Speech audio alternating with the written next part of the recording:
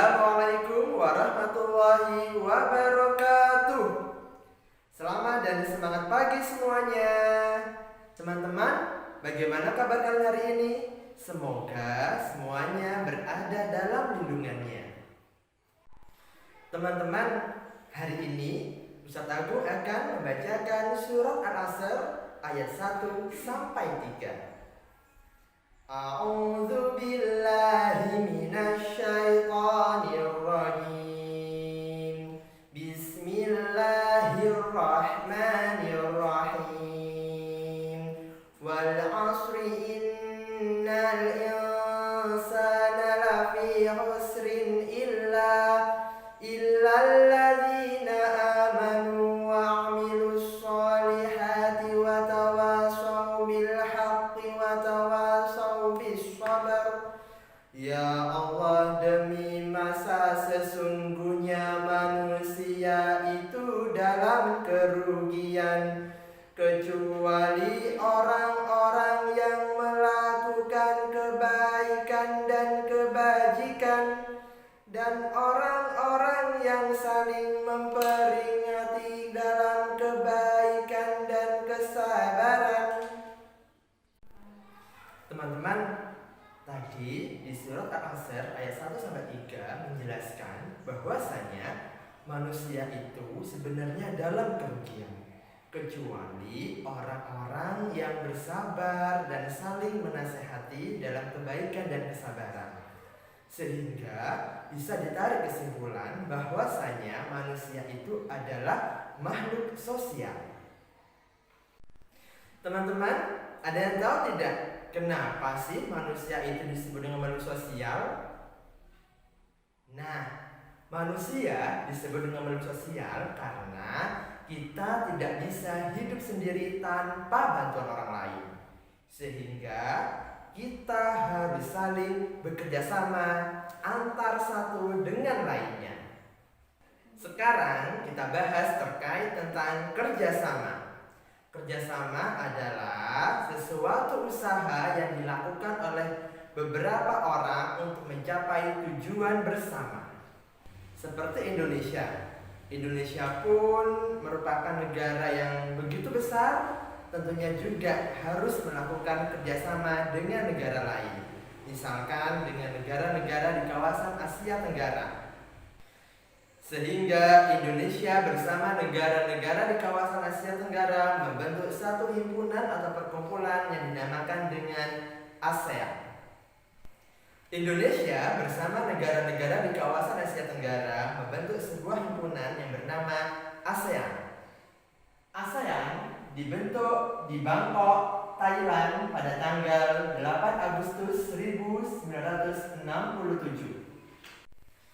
Adapun pelopor berdirinya ASEAN: Indonesia, Adam Malik; Malaysia, Tun Abdul Razak; Singapura, S. Rajaratnam; Thailand, Tanat Koman; dan Filipina, Narcisco Ramos. Terbentuknya ASEAN tentunya ada yang melatar belakangi. Adapun latar belakang dari terbentuknya ASEAN, yang pertama, persamaan nasib. Persamaan nasib yaitu sama-sama pernah dijajah kecuali negara Thailand. Yang kedua, persamaan letak geografis. Sama-sama terletak di dua benua dan dua samudera, benua Asia dan Australia, Samudra Pasifik dan Samudra Hindia.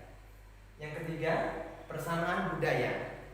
Sama-sama warisan dari Melayu Austronesia. Baik, barusan telah kita jelaskan tentang latar belakang. Selanjutnya adalah tujuan dari ASEAN. Yang pertama adalah mempercepat pertumbuhan ekonomi.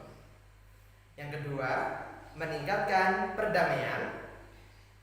Yang ketiga, meningkatkan kerjasama antar negara ASEAN. ASEAN terdiri dari 10 negara, 5 negara pendiri dan 5 negara ASEAN lainnya. Yang pertama adalah Indonesia, yang kedua adalah Singapura, yang ketiga adalah Malaysia, yang keempat adalah Thailand, dan yang kelima adalah Filipina. Ini adalah negara-negara pendiri ASEAN. Selanjutnya, yang keenam, masuk anggota ASEAN yaitu Brunei Darussalam, masuk pada tanggal 7 Januari 1984.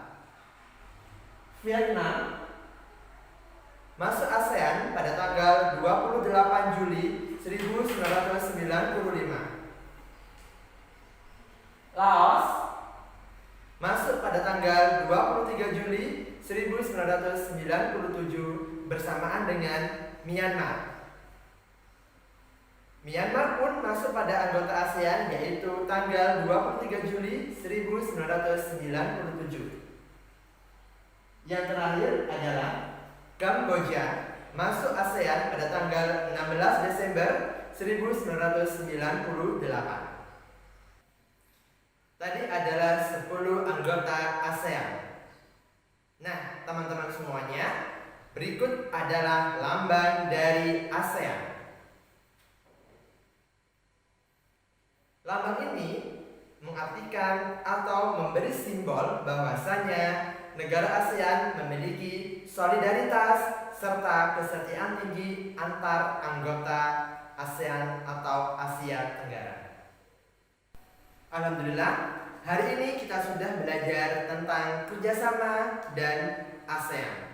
Untuk pertemuan berikutnya, kita akan membahas lebih dalam lagi tentang profil-profil negara Asia Tenggara. Sehingga jangan lewatkan pertemuan berikutnya. Baik teman-teman semuanya, mari kita akhiri dengan bacaan dalam bersama-sama. Alhamdulillahirabbil alamin. Istighfar, astaghfirullahal azim. Dan doa kafaratul majelis, subhanakallahumma wa bihamdika asyhadu an la